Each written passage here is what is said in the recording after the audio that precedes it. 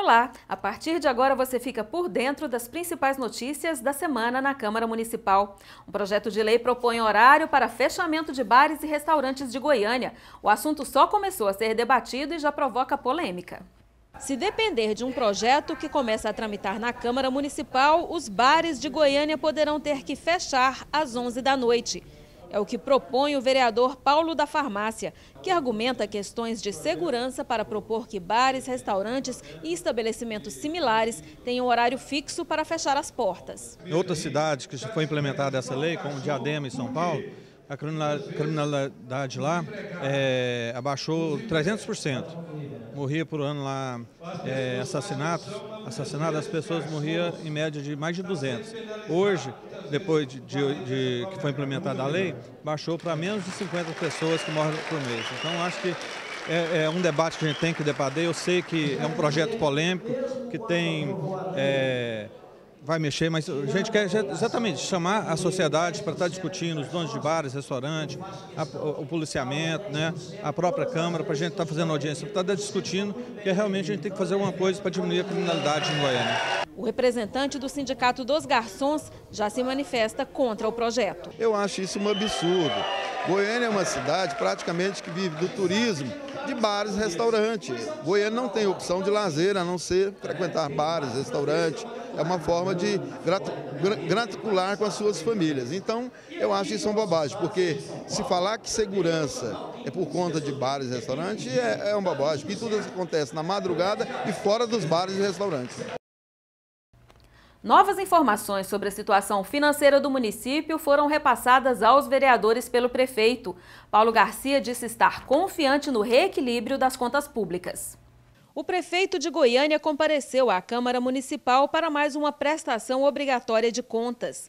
Diante dos vereadores da capital e acompanhado por secretários, Paulo Garcia apresentou relatório onde consta que no último quadrimestre Goiânia teve uma arrecadação de 2.791 milhões de reais. 57% deste total foram gastos com folha de pagamento, ultrapassando o limite da Lei de Responsabilidade Fiscal, que é de 54%.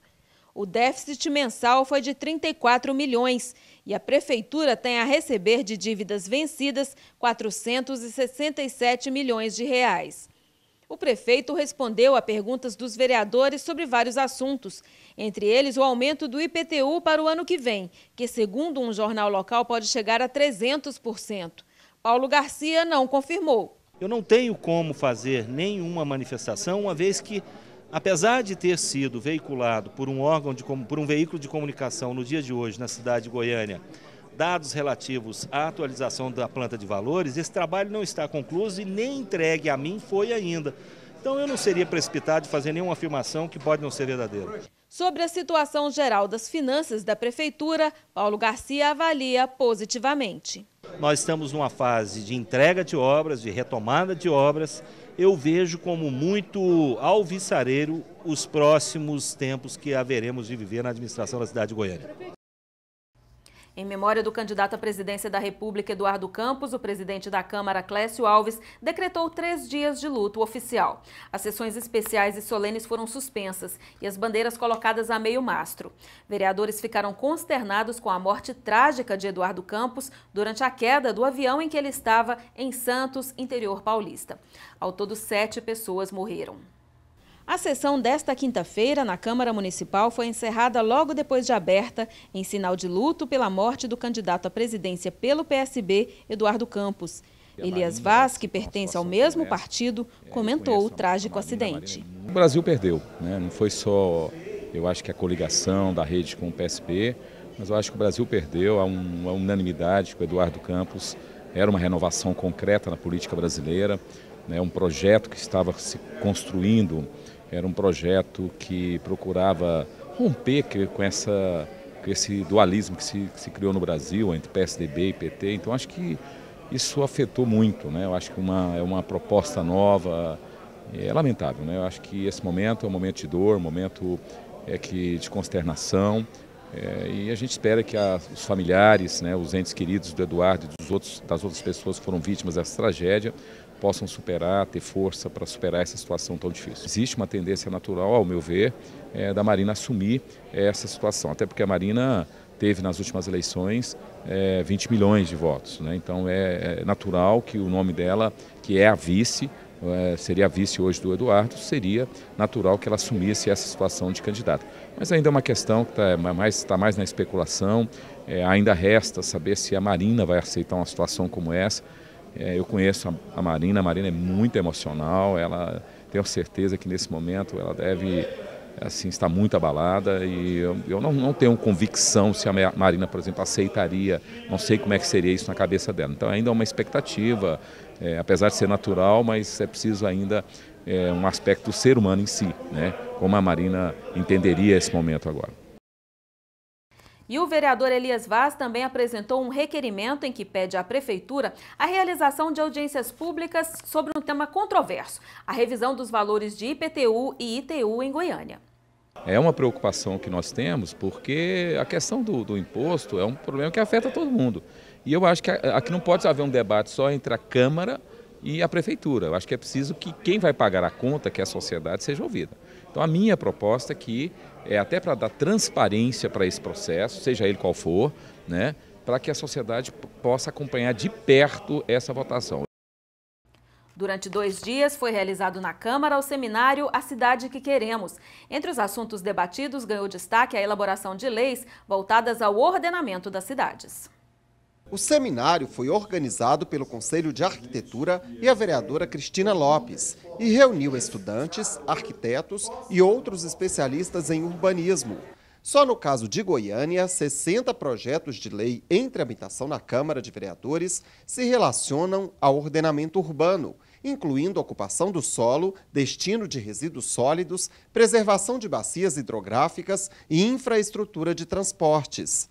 O maior desafio na elaboração de leis voltadas ao ordenamento urbano, segundo os especialistas presentes no seminário, é considerar a participação popular e também questões técnicas que garantam a qualidade de vida nas cidades. Durante a palestra, o professor da Universidade de Brasília, Beni Chasberg, defendeu a elaboração de estudos para nortear as câmaras municipais na aprovação das leis. O mais importante, eu penso que é buscar se qualificar tecnicamente, cientificamente essas legislações de maneira a se produzir cidades melhores, ambientalmente mais sustentáveis, socialmente mais justas. Eu penso que é muito importante se buscar garantir um espaço cada vez maior para vamos dizer assim, a contribuição da arquitetura do urbanismo de maneira a qualificar a legislação urbanística que é produzida no Brasil. Outro convidado, Gêner de Moraes, e a vereadora Cristina Lopes destacaram a importância da mobilização da sociedade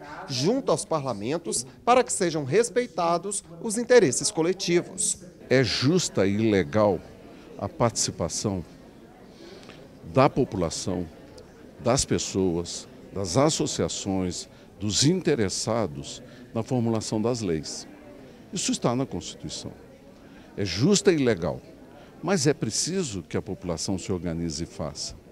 Isso se chama grupos de pressão. Os grupos de pressão, normalmente, são aqueles mais simples, mais humildes, que têm as necessidades mais básicas, que conseguem se reunir para fazer a pressão. Enquanto a população não acordar e não resolver debater o tema e trazer para si também a responsabilidade da discussão e da tomada de decisão, que a gente também assiste nessa casa, uma pressão popular muito grande que pode mudar ou pode interferir na decisão do seu representante, que é uma vereadora ou um vereador.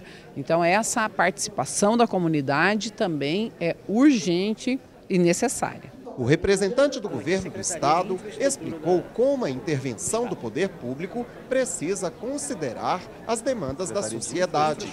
O verdadeiro instrumento que leva ao governo do estado essa informação é a Câmara de Vereadores. A Câmara de Vereadores é o local qualificado e legalmente legitimado para que possa levar ao poder público estadual as demandas necessárias da população para o município de Goiânia. E assim nós desenvolvemos projetos realmente adequados à realidade. cidade. Com o seminário, o Conselho de Arquitetura espera ampliar o debate para garantir o crescimento ordenado das cidades. O Conselho de Arquitetura tem por obrigação, como uma instituição federal, de atuar sobre essas coisas, como a OAB faz, como outras entidades fazem. Então, essa é a nossa obrigação e temos que fazer essa discussão para que a população entenda o seu papel, entenda quando os técnicos estão falando qual é a qualificação real que está sendo proposta.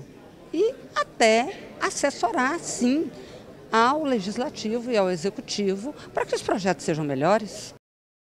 E essa foi a Semana na Câmara. Nós agradecemos a sua companhia. Até a próxima edição.